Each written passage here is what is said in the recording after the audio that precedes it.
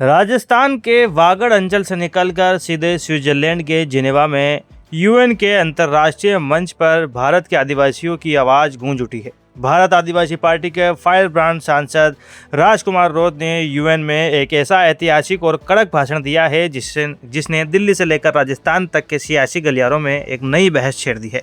रोत ने इंटरनेशनल मंच से भारत सरकार के उस पुराने दावे को सीधे तौर पर खारिज कर दिया है जिसमें कहा जाता है कि भारत में कोई अलग मूल आदिवासी समुदाय नहीं है। आखिर 14 करोड़ आदिवासियों को लेकर राजकुमार रोत ने यूएन में क्या भयंकर तर्क दिए और सुप्रीम कोर्ट के किस फैसले का हवाला देकर सबको चौंका दिया है, चलिए देखते हैं। सबसे पहले जानिए कि राजकुमार रोत इस वक्त जिनेवा में क्या कर रहे हैं। दरअसल राजकुमार रोत जिनेवा में 13 से 17 जुलाई तक चल रहे इस महत्वपूर्ण सम्मेलन में भारत के आदिवासी समुदाय का प्रतिनिधित्व कर रहे हैं। जिनेवा में आयोजित संयुक्त राष्ट्र के आदिवासी अधिकार सम्मेलन में उन्होंने साफ कहा कि भारत में विशिष्ट आदिवासी लोग मौजूद हैं और उन्हें मान्यता दी जानी चाहिए। सांसद रोत ने भारत सरकार के उस दावे को सीधे खारिज कर दिया है जो लंबे समय से ये कह रही है कि भारत में अलग आदिवासी समुदाय नहीं है। रोत ने यूएन के मंच पर भारत के आदिवासियों की पूरी ताकत और आंकड़ों का गणित दुनिया के सामने रखा।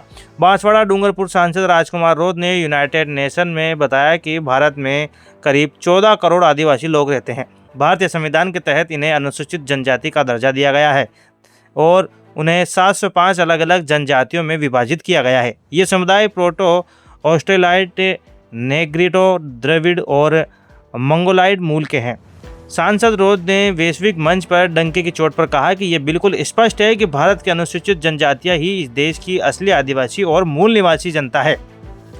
रोत यही नहीं रुके, उन्होंने दुनिया के सामने अपने इस तर्क को कानूनी रूप से मजबूत करने के लिए भारत की सर्वोच्च अदालत के एक बड़े फैसले का हवाला भी दे दिया। उन्होंने भारत सरकार के सर्वोच्च न्यायालय के पूर्व न्यायाधीश मार्कंडेय काटजू का हवाला दिया।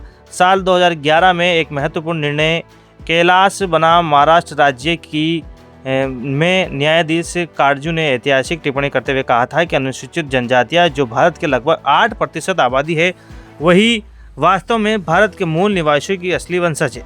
अपने संबोधन के अंत में राजकुमार रोत ने पूरी दुनिया के सामने गर्व से कहा कि वह खुद भील आदिवासी समुदाय से आते हैं जो राजस्थान के अनुसूचित क्षेत्र का सबसे बड़ा आदिवासी समूह है। तो दोस्तों, देश में भील प्रदेश की हुंकार भरने के बाद अब सीधे संयुक्त राष्ट्र में जाकर भारत सरकार के स्टैंड को चुनौती देना राजकुमार रोत के एक बहुत बड़े अंतर्राष्ट्रीय और राजनीतिक उदय का संकेत है।